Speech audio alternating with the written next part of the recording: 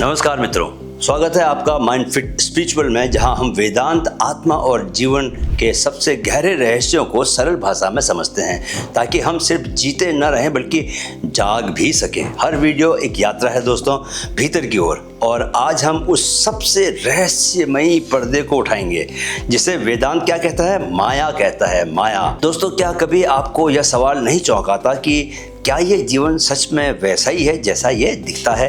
हर दिन सुबह उठना, वही काम, वही लोग, वही इच्छाएं, फिर भी भीतर कहीं ना कहीं एक खालीपन, एक असंतोष जिसे हम समझ नहीं पाते। कभी कभी ये पूरी दुनिया एक स्क्रिप्टेड ड्रीम जैसी लगती है, जहाँ सब कुछ चल रहा है पर कोई जागा नहीं है। हम काम तो कर रहे हैं, हंस रहे हैं, दुखी भी हो रहे हैं, पर जैसे कोई अदृश्य चक्र है जो हमें बार बार उसी जगह ले आता है। क्या ये रियली है या कोई ब्रह्मांडीय भ्रम है? वेदांत इसी सवाल पर हमें रोकता है। उपनिषद कहते हैं यत् दृश्यम तन् स्वरम, जो दिखता है वो नश्वर है। मतलब जो तुम आंखों से देख रहे हो, जो अनुभव कर रहे हो, वो असली नहीं है, वो स्थायी परमानेंट नहीं है। जिसे हम जीवन मानते हैं वो शायद सिर्फ एक आभासी परत, वर्चुअल लेयर है जो हमारी चेतना के ऊपर चढ़ी हुई है, और यही परत वेदांत में माया कहलाती है। इस वीडियो में हम इसी परत को समझेंगे, इसे पहचानेंगे और जानेंगे कि कैसे इस माया से पार जाकर आत्मा की सच्ची रोशनी देखी जा सकती है। चलिए जानते हैं कि माया का वेदांत में क्या अर्थ है। माया ये शब्द दोस्तों जितना छोटा है उसका रहस्य उतना ही गहरा है। वेदांत कहता है माया दो अक्षरों से बनी है। मा मतलब कि नहीं, या मतलब जो है, यानी माया जो है नहीं लेकिन फिर भी दिखाई देती है। एक ऐसा भ्रम जो बिल्कुल असली जैसा लगता है। हम सब इस माया को हर दिन जीते हैं, अपने नाम में, अपने काम में, अपने रिश्तों में।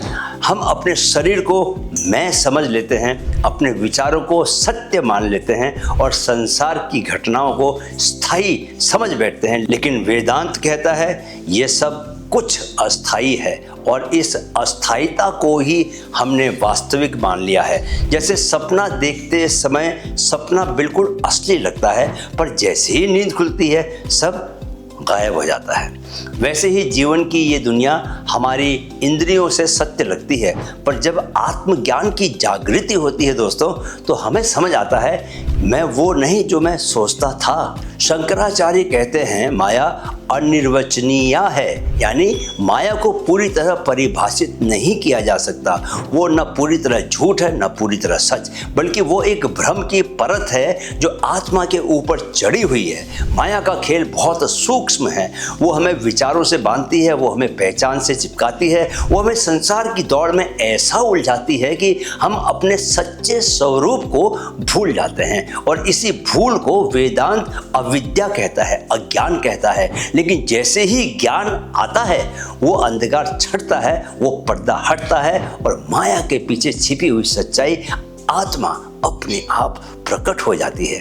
अब जानिए तीन बहुत ही खास गुणों के बारे में, तीन गुण जो माया को चलाते हैं। वेदांत कहता है माया कोई एक वस्तु नहीं है दोस्तों, बल्कि एक शक्ति है, और इस शक्ति के तीन चेहरे हैं जिन्हें त्रिगुण कहा जाता है। सत्व पहला गुण है। यह गुण शांति, ज्ञान और प्रकाश की भावना लाता है। जब सत्व बढ़ता है तो मन शांत होता है, विचार निर्मल होते हैं और हमें सत्य की झलक मिलने लगती है। रजस दूसरा, रजस यह गुण है क्रिया, इच्छा और गति का। इसी से हमारे भीतर चाहते जन्म लेती हैं। कुछ पाना है, कुछ बनना है, कुछ बदलना है। रजस ही है जो हमें कर्मों के जाल में बांधता है। तीसरा है तमस, यह है अज्ञान, जड़ता और आलस्य का गुण, इनर्सिया। तमस हमें सोने देता है, हमें सुलाता है आत्मा से, सत्य से और चेतना से। यही कारण है कि हम अपनी ही रोशनी को नहीं देख पाते। तीनों मिलकर माया का जाल बनाते हैं। कभी हमें कुछ पाने की प्यास में दौड़ाते हैं, कौन दौड़ाता है? रजस दौड़ाता है। कभी भ्रम में रख कर रोकते हैं, तमस रोकता है। और कभी शांति का छोटा सा अनुभव देकर बांध भी लेते हैं, कौन बांधता है? सत्व बांधता है। यही कारण है कि हम किसी भी गुण में फंसे रहें, हम माया में ही रहते हैं जब तक उसके पार न चले जाएं। अब एक दृष्टांत, रस्सी और सांप की कहानी। वेदांत में दोस्तों एक प्रसिद्ध दृष्टांत है। एक आदमी रात के अंधेरे में कहीं जा रहा था। अचानक उसका पैर किसी चीज पर पड़ा। उसे लगा कि वो सांप है और वो डर से कांपने लगा। उसने वहां से भागना चाहा, मन में कई कल्पनाएं की, अब मैं मर जाऊंगा, विष चढ़ गया होगा, मुझे तो काट लिया। लेकिन तभी किसी ने दीपक लाइट जला दी और वो जो सांप था वो क्या निकला? रस्सी निकली। यही है माया। जब तक प्रकाश नहीं होता हम उस रस्सी को सांप मानते रहते हैं। हमारा जीवन भी ऐसा ही है। हम दुख, विफलता, मृत्यु, अपमान को सांप मानते हैं और डरते रहते हैं। पर जब ज्ञान का दीपक जलता है तो हम देखते हैं कि ये तो सब क्या था? भ्रम था। ज्ञान यानी कि दीपक, माया यानी कि अंधकार और आत्मा यानी कि वो प्रकाश जो पहले से ही आपके भीतर मौजूद है। अब सबसे महत्वपूर्ण सवाल, माया से निकले कैसे? 4 काम करने हैं आपने।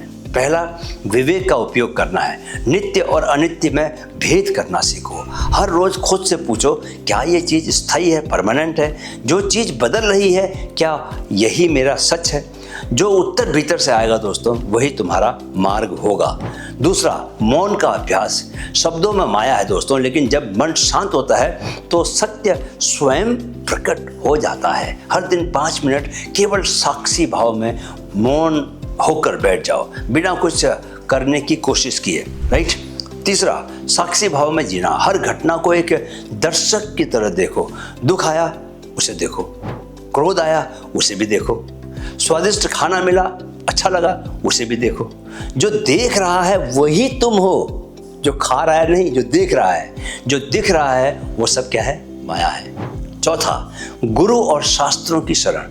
माया से अकेले निकलना आसान नहीं है, बहुत मुश्किल काम है। जैसे जंगल से बाहर निकलने के लिए आपको नक्शा चाहिए, गूगल मैप चाहिए, वैसे ही इस यात्रा में एक जागा हुआ गुरु और शास्त्रों की आग चाहिए होती है। गुरु वो दीपक है जो तुम्हारी माया की रस्सी को रोशनी देता है। तो मित्रों, कुल मिलाकर निष्कर्ष यह निकलता है कि माया को समझना मुक्ति की पहली सीढ़ी है। जब आप जान जाते हैं कि मैं शरीर, नाम, रूप, पहचान कुछ नहीं हूँ, तब आप एक अलग गहराई से जीवन को जीते हैं। आपको प्रैक्टिस यह करनी है कि हर दिन सुबह 2 मिनट खुद से पूछना है, जो मैं देख रहा हूँ क्या वो स्थायी है? मैं कौन हूँ जो इसे देख रहा है? दिन में एक बार 5 मिनट मौन में बैठें, केवल देखने की मुद्रा में, बिना कोई प्रतिक्रिया दिए। समझ लें कि माया आती है, जाती है, पर मैं वह हूँ जो उसे आता जाता देखता हूँ। मैं प्रकाश हूँ, मैं माया नहीं हूँ। मैं सत्य हूँ जो परिवर्तन से परे है। अब अगली घड़ी में दोस्तों हम जानेंगे मृत्यु क्या है। क्या मृत्यु एक अंत है या आत्मा की नई यात्रा है? वीडियो देखने के लिए बहुत बहुत आभार। मेरे साथ कहें, मन में है तो मुमकिन है। जय श्री कृष्णा।